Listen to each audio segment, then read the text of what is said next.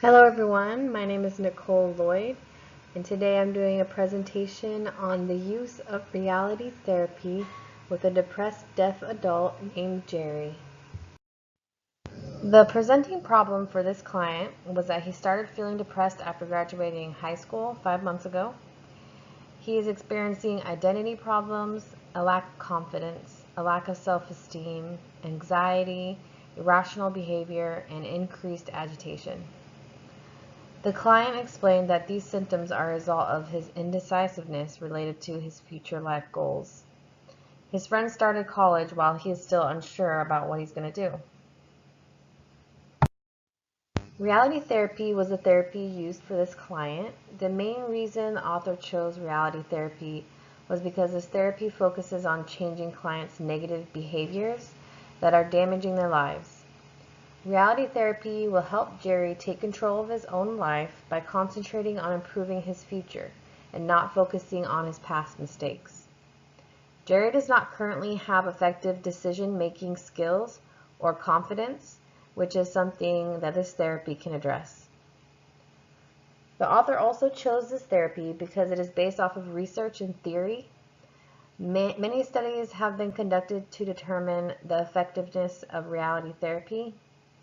Research proposes that reality therapy is effective when used in most counseling sessions, working with diverse populations, and working with individuals suffering from depression and low self-esteem, which is what Jerry is suffering from, low self-esteem and depression. Reality therapy is also based off of choice theory, which I discuss in more detail later in the presentation. Now I will review the ABC 1, 2, 3, 4 form for Jerry's case. Affective assessment. Jerry has experienced depression, anxiety, low self-esteem, and agitation for the last 5 months. He meets the criteria for adjustment disorder with mixed anxiety and depressed mood. Behavioral assessment. The client has been increasingly argumentative. He gets agitated when discussing his future with his parents. Cognitive assessment. He is not confident in his ability to succeed as an independent deaf adult. He is not comfortable making decisions for himself, and he is indecisive about his future. As for developmental issues, there is no evidence that Jerry has had any developmental issues. For his family history, Jerry was raised by his middle-class biological parents. He is the youngest of 3 children. As a child, his parents were always very protective and did not allow him to make his own decisions. None of his family members are fluent in American Sign Language, which creates communication issues, although he reports having a decent relationship with his family and a decent childhood growing up. His parents are currently pressuring him to become more independent, which is creating some conflict. Cultural and religious spiritual background. The client lost his hearing at age 4, which at first caused him to feel torn between the deaf community and the hearing community.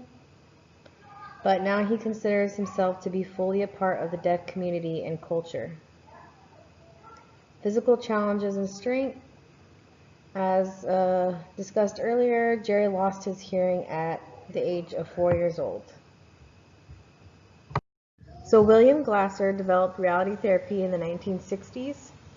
Reality therapy is based off choice theory, as I discussed earlier. Choice theory believes everyone is born with basic needs.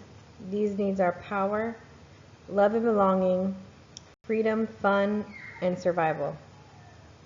These basic needs determine a person's capability to function. Choice theory considers someone's behavior to mostly derive from internal control. Reality therapists think that the primary issue for most clients is that they do not have any meaningful relationships or they are unhappy in their current relationships. In order to improve Jerry's future, he needs to realize and change his unhealthy behaviors. As I stated before, this therapy focuses on developing a better future instead of concentrating on the past issues. It is important for clients to realize that they are in control of their own lives. There are 5 main characteristics of reality therapy.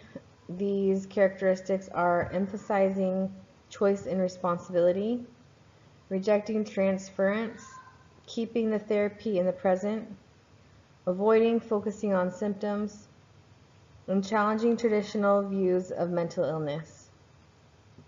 Glasser challenges traditional views on mental illness because he believes most traditional diagnoses are descriptions of the behaviors people choose in their attempt to deal with the issues that are prevalent in their unsatisfactory relationships.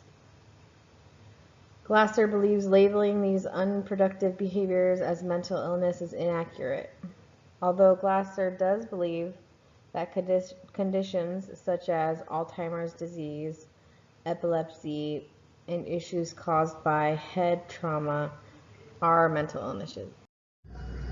The 2 techniques in reality therapy that I believe are most appropriate for Jerry are the WDEP system and role play. The WDEP system stands for want, doing, evaluate, and plan. So wants, needs, and perceptions are in the first category of want.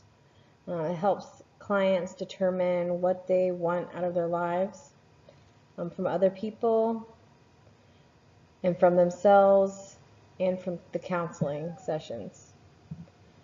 D for doing and direction. This assists clients in determining what actions they are currently taking to pursue their goals. Evaluation of self. This helps clients determine if their current behaviors are helping or obstructing them from accomplishing their current goals. And the planning portion is assisting the clients in choosing a more effective way of accomplishing their goals. Role play, of course, is role playing appropriate behaviors in place of previous unhealthy behaviors. And this is practiced in the goals and plans that I have set for Jerry. Now I'll discuss the goals and plans set throughout each stage of therapy with Jerry. The scenario states that Jerry will participate in 12 weekly sessions lasting 50 minutes each. So in the initial stage of therapy, Jerry's goal will be to decrease his negative symptoms by recognizing and modifying his unhealthy behavioral patterns. And the plan for Jerry to do this, part of the plan will be to utilize journaling by writing down every time he chooses to use a more positive behavior over his past negative behaviors. In the middle stage of therapy, Jerry's goal will be to gain confidence in his decision-making skills by starting college.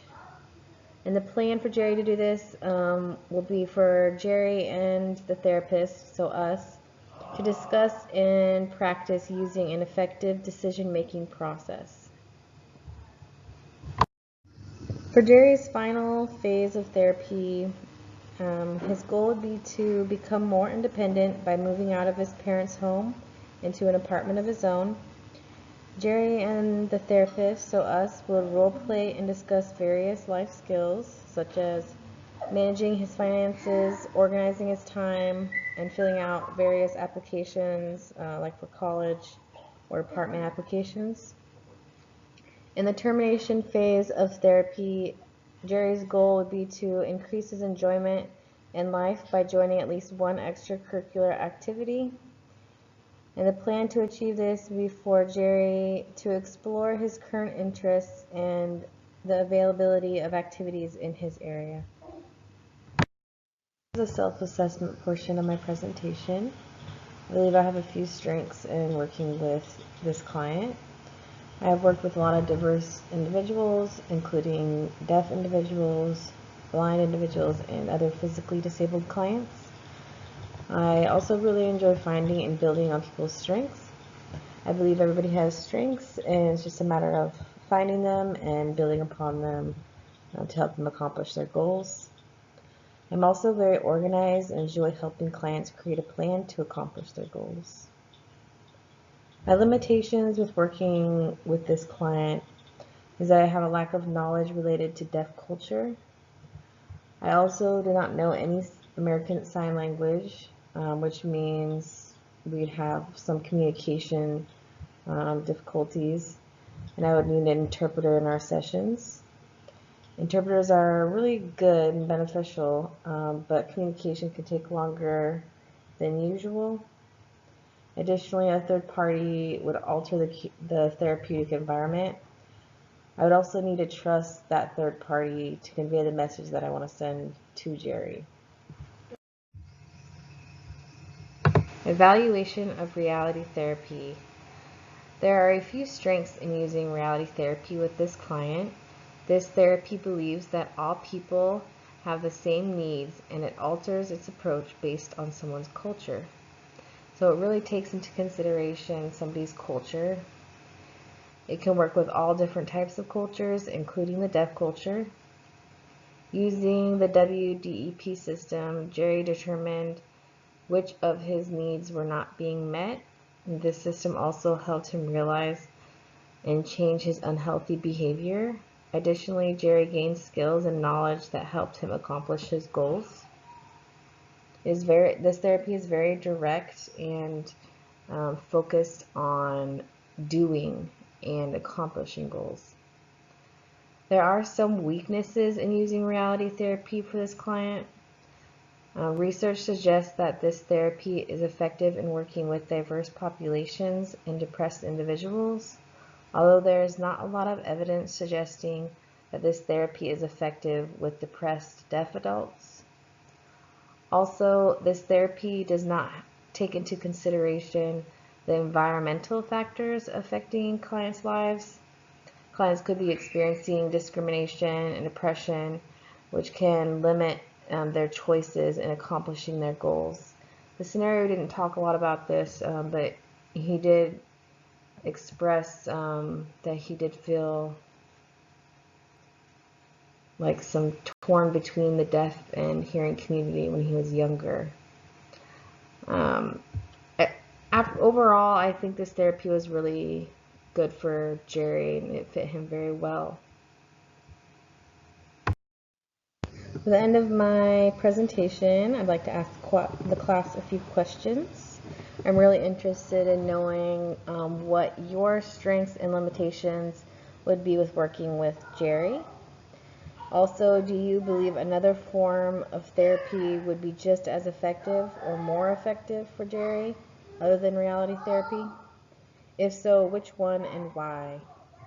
All right, thank you for viewing this presentation and have a great day.